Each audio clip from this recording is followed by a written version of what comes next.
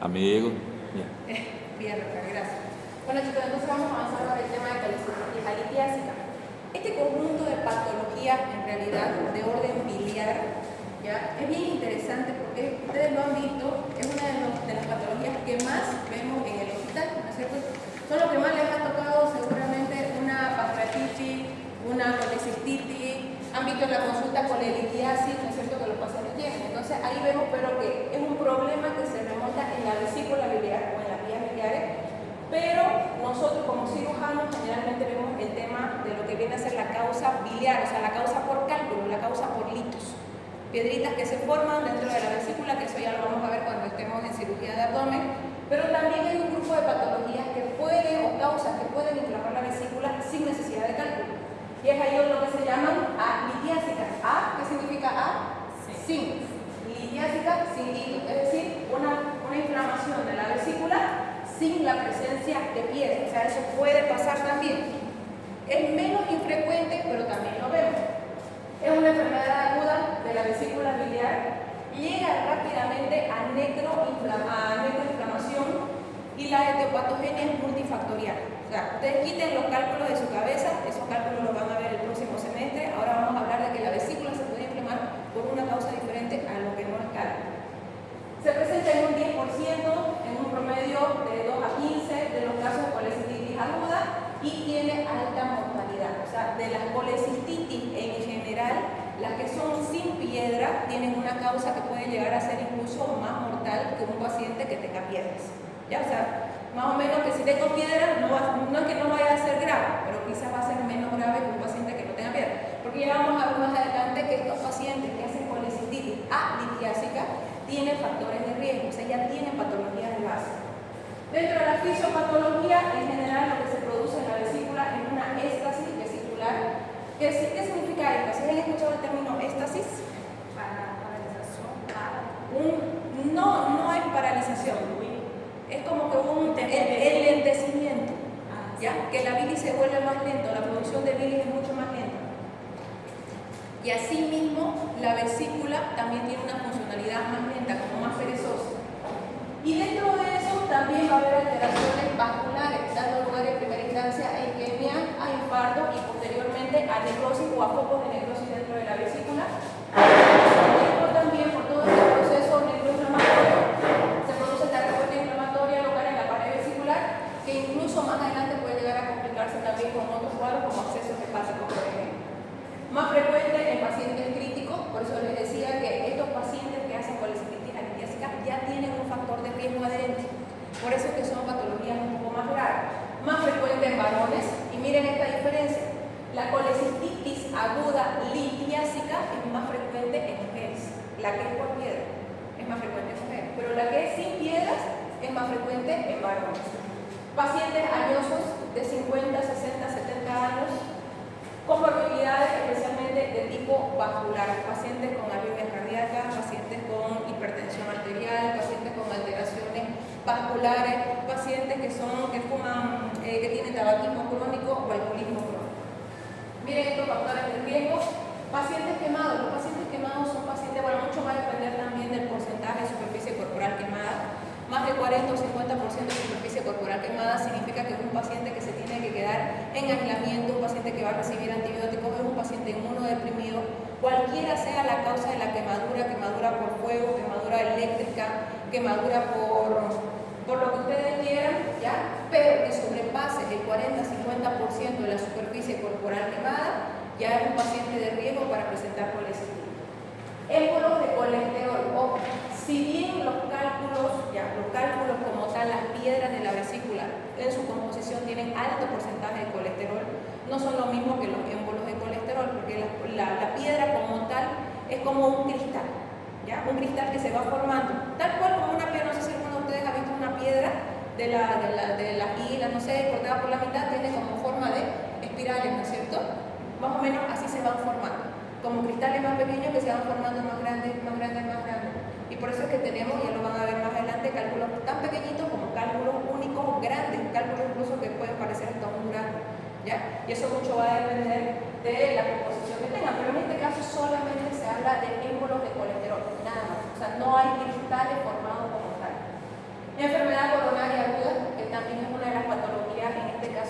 forman parte de estos factores de riesgo. Por eso les decía, estos pacientes que tienen enfermedades coronarias agudas tienden a producir isquemias, infartos, entonces por eso es que estos casos se acompañan así. Pacientes con diabetes mellitus tipo 2, no nos olvidemos que dentro de las complicaciones de la diabetes mellitus tipo 2 tenemos pacientes que puedan tener patologías de microangiopáticas y macroangiopáticas, ¿no es cierto?, por alteraciones vasculares. Aquí nos entran más las microangiopáticas, pacientes inmunodeprimidos, pacientes VIH, pacientes tuberculosos, pacientes con neoplasias, las infecciones como tal, pero o infecciones que sean de tipo más generalizada, es decir, pacientes con sepsis o shock séptico que estén en terapia intensiva, en cuidados intermedios, y cualquier tipo de trauma abdominal mayor que requiera un cuidado crítico o en terapia intensiva de larga data. ¿Ya? O sea, no es que yo me golpeo el abdomen y voy a tener colecistitis litiásica, no. O sea, estamos hablando de pacientes que van a estar internados por mucho tiempo por un cuadro de larga data que va a estar postrado. ¿Ya? Otros factores predisponentes, asistencia ventilatoria mecánica, por eso les digo pacientes de terapia o de cuidados intermedios. O sea, son pacientes que ya tienen un factor más. Por ejemplo, los pacientes que tienen piedra no necesitan tener ningún tipo de factor adherente. Incluso los pacientes que tienen piedra pueden vivir toda su vida y no tener ningún tipo de sintomatología. Y que pueda ser simplemente casualidad. Le hice una ecografía, por ahí en la próxima semana encontramos a alguien que tiene piedras entre ustedes, pero ustedes nunca tuvieron síntomas. Pero estos pacientes que tienen colecistitis litiásica sí tienen un factor, como les digo, sobreañadido. O sea, ya tienen una patología de base. Medicación como el uso excesivo de opioides o antiinflamatorios, múltiples transfusiones, o sea, fíjense, son pacientes que ya tienen una patología de base, o sea, ya tienen algo grave encima. Infecciones las vamos a saltar, pacientes con vasculitis, pacientes que reciben nutrición parenteral prolongada. Ojo, y esto es bien importante, porque aquí, por ejemplo, si bien la nutrición parenteral se ubica, ¿no es cierto?, darle nutrición al paciente por vía venosa, ayuda bastante. El hecho de prolongarla por mucho tiempo hace que el paciente pueda llegar a producir incluso no solo por colecistitis alitiásica, sino también litiásicas. ¿Ya? También es un factor de riesgo, o sea, tanto para piedra como para que la vesícula se enferme por piedra o sin piedra, para sepsis e hipotensión. Volvemos aquí, pacientes graves, cirugía no biliar, cualquier tipo de cirugía también que no signifique simplemente vesícula, páncreas o vías biliares también puede predisponer. Y por último, miren acá, a diferencia de la colecistitis que tienen piedra, esta que no tiene piedra también se llega a acompañar, miren, de otras bacterias. La E. coli la van a pillar en cualquier parte, ¿se acuerdan que hemos visto, no es cierto? La E. coli como que la bacteria que le gusta todo lo que es aparato gastrointestinal.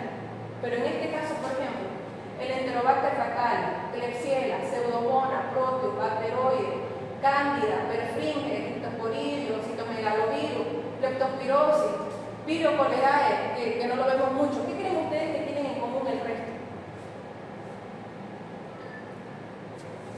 ¿Son bacterias frecuentes? No son bacterias frecuentes. Son bacterias que generalmente atacan a pacientes inmunodeprimidos. ¿Ya? Pero no es fácil que venga un fecalis y nos infecte a los que tenemos de buena inmunidad, o que venga un bacteroide, por ejemplo, y que nos afecte a los que tenemos buena inmunidad. Fuera del O. coli, el resto de las bacterias que llegan a producir esta colecistitis, esta inflamación de la vesícula sin piedra, generalmente atacan más que todo a los pacientes inmunodeprimidos.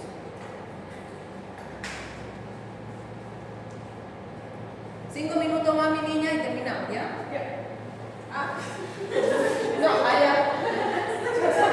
Entonces, miren ustedes, histológicamente, ¿qué es lo que se presenta? Un daño endotelial. Ya el endotelio obviamente va sufriendo debido a la pared, a la isquemia que se está produciendo en la pared vesicular, que puede llegar a penetrar y dar lugar a una alteración a nivel del endotelio. Isquemia y éxtasis vascular, lo que estábamos hablando al principio, hay una concentración de sales biliares, pero ojo, acá también hay un error que a veces que se comete mucho. Van a escuchar igual el término a veces de barro biliar, seguramente lo van a escuchar. El barro biliar, si bien no son cálculos como tal, es como si fuera una bilis mucho más espesa todavía. Es tal cual como una arenilla, no sé si, como el barro, tendrían que verlo, pero es tal cual como barro, pero no llega a ser piedras, ¿ya? Pero eso no ingresa en el tema de un paciente con colecistitis litiásica. porque el paciente que tiene barro biliar tiene predisposición a formar piedras. O sea, es como que el primer paso para que se formen piedras, ¿ya? Entonces no entraría como una litiásica. ¿Por qué se lo digo? Porque hay algunos colegas que toman el barro biliar como alitiásica y no. O sea, el barro biliar, por el contrario, estará en el término medio, pero más tira a litiásica, porque ya ahí hay más probabilidad que el paciente forme piedras, ¿ya? Necrosis del tejido vascular cercano, por eso que el paciente, como les digo, hace todo. Incluso estos pacientes llegan a perforarse más rápido que un paciente con colecistitis alitiásica. Miren aquí ustedes, se presenta un proceso infeccioso gracias a la éstasis biliar, y bueno, debido a esto va a haber una isquemia de la pared vesicular, y ahí vamos a ver más adelante. Y miren, en los casos graves, y que casi siempre sucede, de hecho, hay perforación. ¿Hay tratamiento para Sí y no. ¿Ya? ¿Por qué? Porque en general, como les digo, el barro biliar ya está formado, lastimosamente, más predispone a formar calma. El tratamiento ya lo van a ver, pero definitivo tendría que ser cirugía, ¿ya? A menos que el paciente no presente ningún tipo de síntoma, ¿ya? Y la otra, intentar con dieta, y hay medicamentos que, ahorita no me acuerdo, el ácido ursodesoxicólico, que es un ácido biliar que ayuda a deshacer la formación de barro biliar y de piedra. ¿Cuál es el problema? Sí, el problema es que es un medicamento caro, ¿ya? Y que se tiene que tomar por mínimo 3 a 6 meses para que tenga resultados. Entonces, no, más de eso no, porque como le digo, predispone. Incluso el mismo barro biliar puede llegar a producir la obstrucción del bacinete, lo mismo que hacen los cálculos, o llegar a producir síndromes histéricos obstructivos. Entonces, por eso les digo, el barro actúa como una piedra, más o menos. O sea, a la larga actúa como una piedra. ¿Cuál es la clínica que tienen estos pacientes? La clínica, eso sí, es similar a la clínica de un paciente con piedras. Tenemos pacientes que presentan dolor abdominal, principalmente en hipocondrio derecho o en cuadrante superior derecho. Aquí también se presenta el famoso signo de Murphy, que es un dolor a la palpación profunda debajo en el punto cístico. ¿Cómo ubico mi punto cístico? Hago una línea imaginaria en línea media clavicular y 2 centímetros por abajo de la costilla, ese es mi punto cístico. Ese lo aplican tanto para vesículas sin piedra como para vesículas con piedra, ¿ya? ¿Cómo hago el signo de Murphy? En mi examen físico yo agarro, ubico mi punto cístico en primera instancia, mi paciente es de cúbito dorsal, le digo a mi paciente que haga una inspiración profunda. Al hacer una inspiración profunda, ¿qué es lo que estoy haciendo? Estoy elevando el hígado, ¿no es cierto?, para que deje libre la vesícula. Entonces yo voy a hacer una palpación unimanual profunda. En el momento que hago la palpación unimanual profunda, el paciente hace como una apnea transitoria, no se deja de respirar. Entonces eso significa un signo de Murphy positivo, ¿ya? Que eso se aplica tanto para colecistitis alitiásica como para colecistitis litiásica. El paciente va a presentar vómitos principalmente de tipo bilioso, puede presentar fiebre, leucocitosis, y ojo, aquí las leucocitosis son mucho más marcadas todavía, porque como les digo, el paciente ya tiene un proceso adherente, una patología ya adherente en ese aspecto. Y otra cosa que también llegan a complicarse más rápido, ¿ya? En este caso, por ejemplo, las colecistitis que tienen piedras no forman masa tan rápido. ¿A qué se refiere masa? Masa se refiere a que forman un plastrón. Un plastrón es como una conglomeración principalmente de ácidos intestinales o de piplos, que lo que tratan de hacer es ir y ocultar el proceso infeccioso que se está produciendo en la vesícula. ¿Ya? En la vesícula con piedras generalmente no se produce con tanta rapidez. Son pacientes que tienen más de 7 u 8 días de evolución. En cambio, en este tipo de pacientes, ese plastrón se forma mucho más rápido. Y cuando uno palpa una masa que incluso es dolorosa, es firme, pero uno lo puede llegar a palpar por debajo de la costilla si ustedes lo ubican en el punto 5. Miren. Ay, muchas veces me equivoco. Pero bueno, ahí está la maniobra de Murphy con el signo de Murphy. ¿Para qué estudios complementarios tengo que solicitar yo? Generalmente los de rutina, ¿no es cierto? Voy a solicitar un hemograma, mi bioquímica sanguínea, y tengo que solicitar aquí igual mi ecografía va a ser mi gol estándar. Esto, tanto para vesícula con piedra o sin piedra, el gol estándar de estudios complementarios es la ecografía abdominal. Tomografía no le sirve mucho, a menos que el paciente ya sea un paciente que, por la ecografía, porque a veces pasa, y esto sí lo hemos notado, pacientes, por ejemplo, que están en terapia intensiva y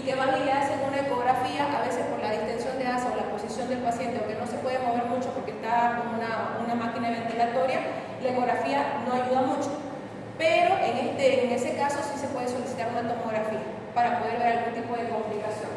Entonces, en el hemograma vamos a ver leucocitosis con desvío a la izquierda, unas leucocitosis incluso mayores a 14, 15 mil. El desvío a la izquierda es decir que tiene segmentado mayor a 65. La ecografía, miren, tiene una especificidad y una sensibilidad hasta el 95% y una especificidad del 95 al 100. Por eso les digo que es el gol estándar. ¿Ya? Ustedes tranquilamente con una ecografía que hoy por hoy es un estudio barato y que uno puede incluso con su portátil y llevarlo donde el paciente, pueden llegar a verificar. Miren, y así más o menos se ve.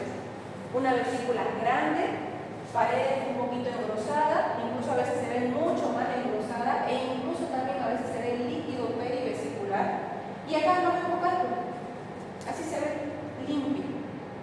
En cambio, cuando se ve una vesícula con cálculos, se pueden ver los cálculos, que eso ya le voy a explicar a la doctora que ella es máster en ecografía, que creo que ya, bueno, no los había mencionado, pero como el cálculo es sólido, ¿no es cierto? Y la ecografía supuestamente, bueno, no supuestamente, es un sonido que va y choca contra los tejidos y nos devuelve una imagen, entonces ahí se ven los cálculos y forma una sombra sónica posterior, se llama, que es una imagen como de sombra, como un rayo, ¿no? En cambio, miren acá, no vemos eso. Entonces aquí estamos frente a una vesícula sin piedras. La tomografía de abdomen, cuando la ecografía no es suficiente, podemos solicitarla, como les decía. Puede haber síndrome coledociano. ¿A qué se refiere el síndrome coledociano? No nos olvidemos que la vesícula está cercana a las vías biliares. ¿Cuáles son las vías biliares? Intrahepática, extrahepática, se juntan, forman el hepático común. El hepático común se forma con la vesícula biliar y forma el conducto colédoco, y el conducto colédoco discurre por detrás del duodeno, por detrás del páncreas y llega hasta la papila de Backe, ¿no es cierto? La vesícula, cuando se inflama demasiado, cuando se agranda mucho el proceso inflamatorio, llega a apretar las vías biliares, el colédoco y el hepático común, dando lugar a que síndromes coledocianos, donde el paciente se pone histérico, la caquita se pone blanca, eso se llama colia, puede presentar coluria, la orina más oscura de lo normal. Entonces, es un diagnóstico diferencial de síndrome ictérico obstructivo. Pero nos damos cuenta laboratorialmente cuando el paciente tiene un síndrome coledociano adherente o cuando no es un síndrome coledociano, sin colangitis, fíjense ahí, o sea, colangitis es que no está inflamado el colédoco como tal. ¿Por qué? Porque a medida que va desinflamando la vesícula, el paciente se va destiñendo. En cambio, en un paciente que tiene algo dentro del colédoco que le está produciendo la obstrucción, por más que desinflame la vesícula, el paciente sigue amarillo. Entonces uno ya ahí lo va controlando. Obviamente se tiene que ir haciendo el seguimiento y observar. Ya desinflama la vesícula, pero el paciente sigue histérico. Puede ser que tenga algo en vías biliares. Pero si, por ejemplo, ya desinflamé la vesícula y el paciente ya no está amarillo, lo más probable era que la vesícula, al estar muy grande, estaba apretando y por eso el paciente estaba amarillo. Y bueno, otra cosa también, que aquí sí también es bastante notorio, el aumento de las enzimas hepáticas, las transaminasas, la TGO y la TGP. En el caso, por ejemplo, de la colecistitis litiásica, estas se elevan, pero no tanto. La elevación es moderada. En cambio, en los pacientes con colecistitis alitiásica es bastante notoria. Incluso las transaminasas pueden subir hasta 900, 800, ¿ya? O sea, hacen una hepatitis congestiva. Aquí miren la ecografía, miren poniendo esta ecografía, obviamente, como les decía, ausencia de cálculo o de barro biliar, porque esto no es para piedras. O sea, por más que tenga barro biliar, pierde, ¿ya? Porque eso se lo digo porque tengo colegas que a veces lo toman barro biliar como alitiásico y no. Barro biliar igual es el primer paso para que se forme piedra. Engrosamiento de la pared vesicular mayor a 5 milímetros, aquí incluso la pared se engrosa mucho más. En pacientes que tienen cálculos, la pared se engrosa hasta 3 a 4 y ya eso se considera colecistitis. Pero aquí, por ejemplo, se tiene que engrosar hasta 5 o más. Y sí, hemos tenido pacientes con pared de hasta 1 centímetro. Imagínense el edema de esa pared, de esa vesícula, que normalmente mide a 1 a 2 y que llega hasta 1 centímetro y a veces más. Hay líquido pericolicístico, miren acá. Esta es la pared de una vesícula alitiásica, miren así de gruesa. Acá miren este paso que ven acá, es el líquido perivesicular. Esta imagen no debería presentarse acá. Aquí viene un poquito acodada, esta es la vesícula, pero no hay sombra sónica, que equivale al cálculo. El signo de Murphy ecográfico, que quiere decir que yo le pongo ¿cómo se llama? El ecógrafo en la zona de la paciente y le duele, eso se llama signo de Murphy positivo ecográfico. Signo de Champagne, que también se ve, pero es muy raro, tiene que ser un ecografista de mucha experiencia, presencia de burbujas de gas en el fondo de la vesícula biliar, que eso generalmente equivale a una vesícula o colicitis enfisematosa, que generalmente se da más que todo por Clostridium perfringens.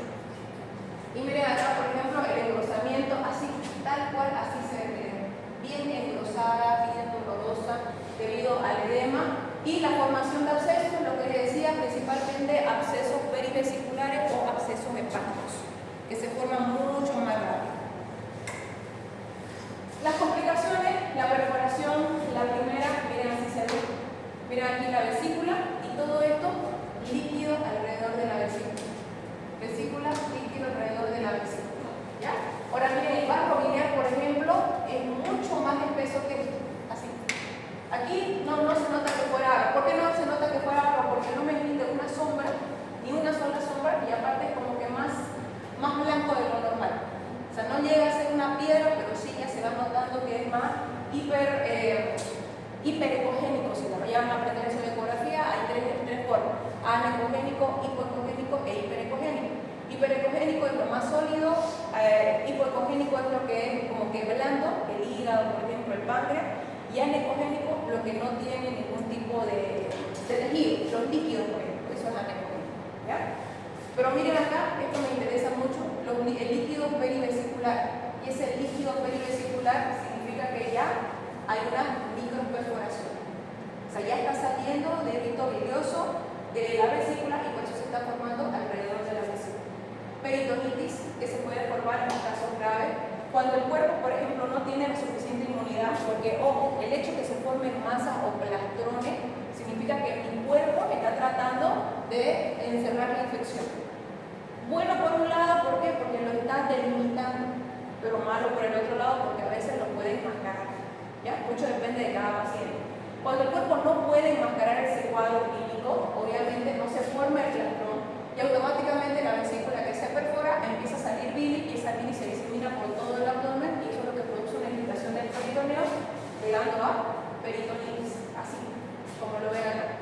Se perfora la vesícula y toda la bilis discurre por toda la cavidad abdominal, ¿ya? Dando lugar a la peritonitis. La gangrena como tal es un tejido que es una vesícula que prácticamente ya tiene signos de necrosis. Eso debido a todos los procesos vasculares, lo que les estaba diciendo, ¿no es cierto? La isquemia, los infartos que llegan a necrosis, focos de necrosis y que principalmente afectan la pared posterior, la que está pegada al hígado.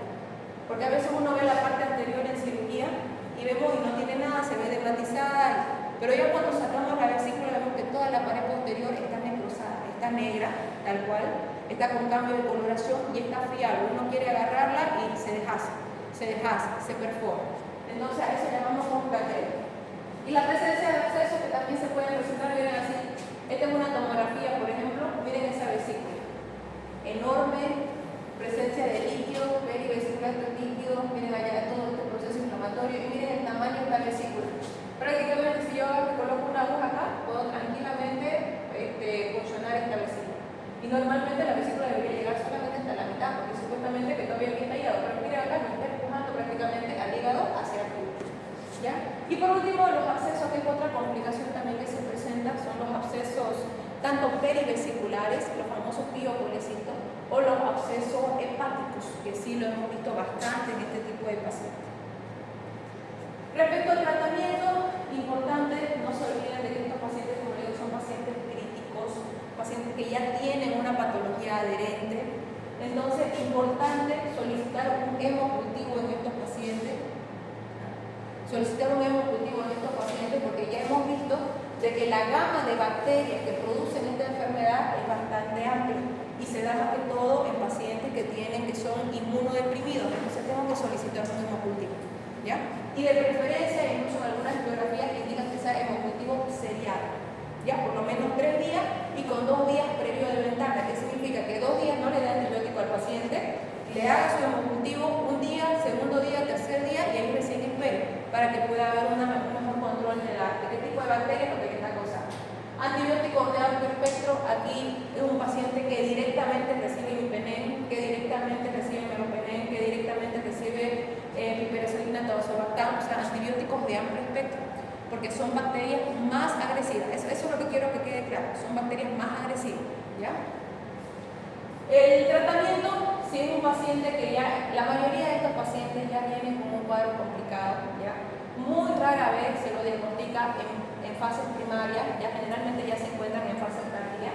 Entonces el tratamiento es quirúrgico, o sea, por más que no tenga piedra en la vesícula, es una vesícula que ya está con necroinflamación, que ya está con signos de probable perforación o ya está perforada. Entonces ya va a ir a una cirugía, una extracción de vesícula, ya sea abierta o laparoscópica, ¿ya?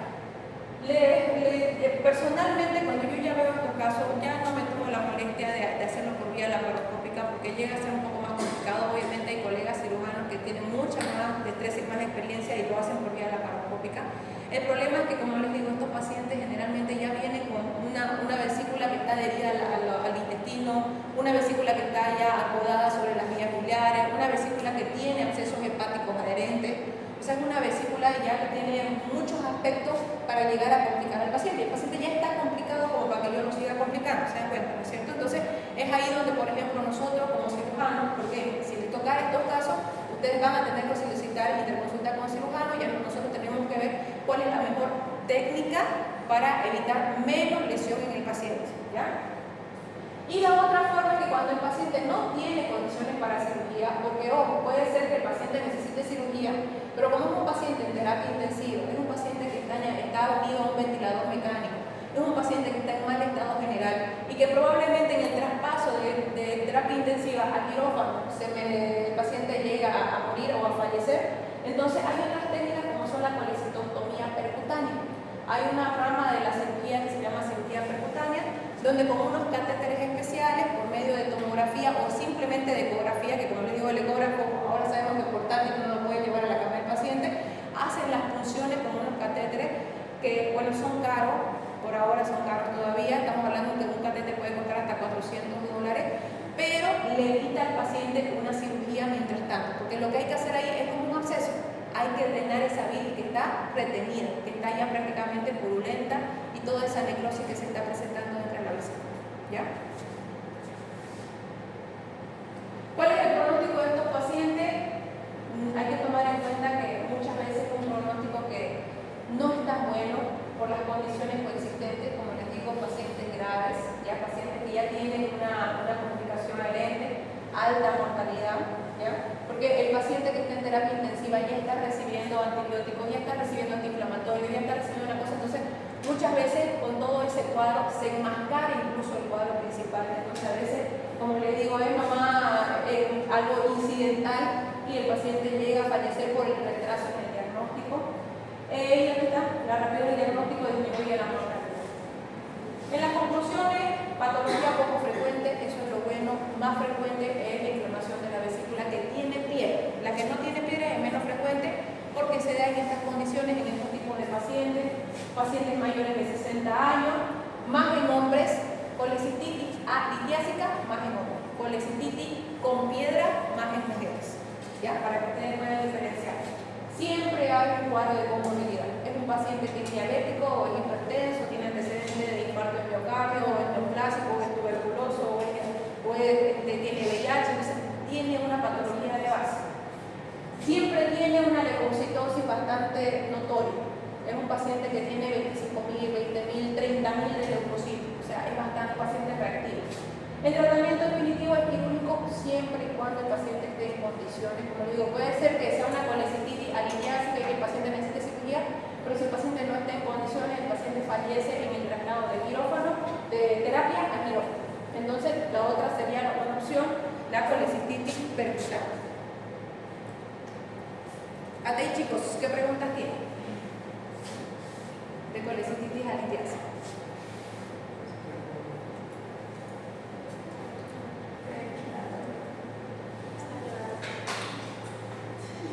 ¿Está todo claro? Sí. Ahorita que me di cuenta, me olvidé ponerles un resumencito de la parte anatómica, ¿ya? Fíjense que vesícula, ustedes lo han repasado, lo vamos a repasar igual, ¿ya? Forma de pera, no mide más de 7 a 12 centímetros, ¿no es cierto? La vesícula. En el cuadrante, ¿cómo se llama? En la... no en el cuadrante, ¿cómo se En el lóbulo, sí, lóbulo derecho, se me fue el nombre de la división de Cournot, en la parte, en el segmento 4 de Cournot, ¿sí? Después de eso, las vías biliares, ¿no es cierto?, que tiene sus tres partes, no se olviden, tiene su bacinete, tiene su cuerpo y tiene su fondo, y aparte tiene su conducto cístico.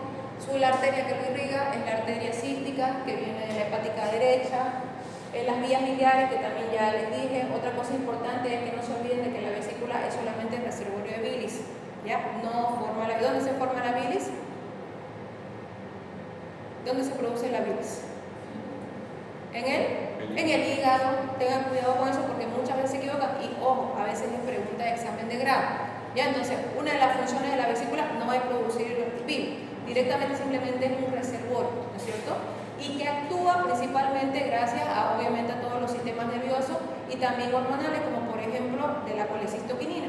Cuando yo como algo muy grasoso, muy picante, muy condimentado, se activa mi colecistoquinina, que le da la orden a la vesícula contraete, entonces la vesícula se contrae, bota toda la bilis a través del conducto cístico, conducto colédoco, va y libera toda la bilis a nivel de la segunda porción del duodeno y la bilis se encarga de degradar las grasas. Esa es la función. Aquí no lo hemos visto de esa forma. ¿Por qué? Porque aquí ya estamos hablando de un paciente que ya viene crítico, es un paciente que ya está con alguna patología adherente. En cambio, ya el próximo semestre vamos a ver de que la colecistitis que tiene piedra es diferente el proceso. Porque ahí es un paciente que está bien, un día se va a comer algo grasoso y al día siguiente empieza con los malestares. Pero es un paciente que no tiene ningún cuadro de comorbilidad ni ningún cuadro de complicación, de algo adherente previo, ¿no es cierto? Entonces eso también tenemos que tomarlo en cuenta. Ya van a ver, hay mucha diferencia, ¿ya? Unos pacientes que son inestables y otros generalmente son pacientes estables. O a veces son pacientes asintomáticos. Estos pacientes siempre son sintomáticos. Los que no tienen piedras y se inflama la vesícula siempre son sintomáticos, ¿ya? Muy bien, chicos, que estén bien.